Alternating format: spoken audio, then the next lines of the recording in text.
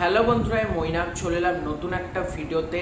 সম্প্রতি তোমাদেরকে গতকালই আমি আপডেট দিয়েছি জি বাংলার জনপ্রিয় ধারাবাহিক কোণে দেখা আলো, সেটা নিয়ে অনেকে আমাকে জিজ্ঞেস করছিলে এই ধারাবাহিকের বর্তমান আপডেট কি, সেটা আমি গতকাল দিয়ে দিয়েছি।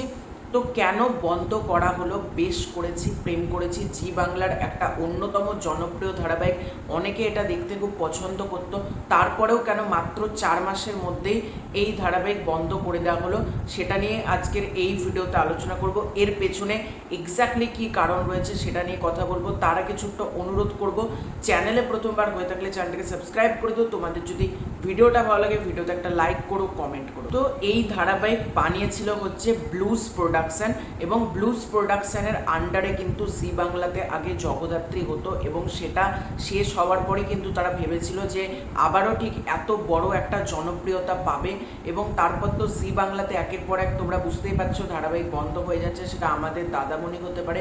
তো এই ধারাবাহিকটা বন্ধ করার কারণ কি?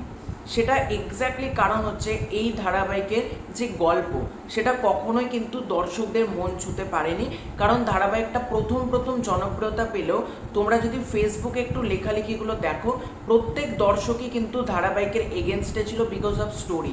অনেক দর্শকেরই কিন্তু গল্পটা পছন্দ হচ্ছিল না, এবং অনেকেই বলছিল কি সমস্ত ভুলভাল জিনিসপত্র দেখাচ্ছে যেটা দর্শকদের সাথে কানেক্ট করছিল না কিন্তু কোনোভাবেই স্টোরিটা।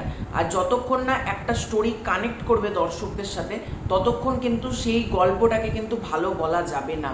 একটা গল্প তখনই ভালো হয় যখন সেই গল্পটা মানুষ নিজেদের সাথে রিলেট করতে পারে, মানুষের সাথে কানেক্ট করতে পারে, এবং মানুষ এন্টারটেন হয়, বিনোদিত হয়। সেটা যেহেতু কোনোটাই হচ্ছিল না, দর্শক মহলে কিন্তু এই ধারাবাহিকটাকে ঘিরে একটা নেগেটিভিটি ছিল। হ্যাঁ, অনেক দর্শক এটা পছন্দ করতো, কিন্তু ম্যাক্সিমাম অডিয়েন্সেরই কিন্তু গল্পটাকে নিয়ে প্রচণ্ড সমস্যা ছিল, এবং ব্লুজ প্রোডাকশন নানানবার ভেবেছে যে অন্য রাইটার সেই রাইটার এনে গল্পটাকে আরও ঠিক করার জন্য, কিন্তু দর্শক অ্যাটেনশন কিন্তু দিন দিন কম হচ্ছিল। এর প্রভাব কিন্তু পড়েছিল টিআরপির ওপরেও। কারণ তোমাদেরকে আমি বারবার বলেছি, একটা চ্যানেল মানে টিআরপির জন্যই কিন্তু ধারাবাহিক তৈরি করে, মানে যে ধারাবাহিক বেশি টিআরপি দেবে চ্যানেল কিন্তু তাকেই বেশি দিন রান করবে, যে টিআরপি দিতে পারবে না তাকে কিন্তু বন্ধ করে দেওয়া হবে। তো এই ধারাবাহিক সেরকম বড় কিন্তু মানে ভালো টিআরপি কিন্তু জেনারেট করতে পারছিল না, এবং টিআরপির থেকে সব থেকে বড় কথা মেকার্সদের কিন্তু লস হচ্ছিল, মানে এই ধারাবাহিকটা রান করাতে গেলে কিন্তু লস হচ্ছিল। সেই কারণেই কিন্তু তারা বন্ধ করে দিয়েছে। অনেকে বলছে এক্স্যাক্টলি এই মুহূর্তে এটার সাথে কি রাহুলদার ঘটনা জড়িয়ে আছে? না, একেবারেই কোনো ফেডারেশন বা কোনো ইম্পা বা আদার্স কোনো আর্টিস্ট ফোরাম বা গিল্ড এটার সাথে কিন্তু অ্যাসোসিয়েট কোনোভাবেই নেই।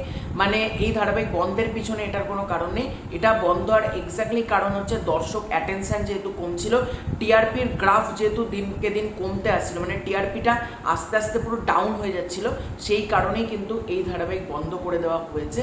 এটাই কিন্তু এক্স্যাক্টলি কারণ।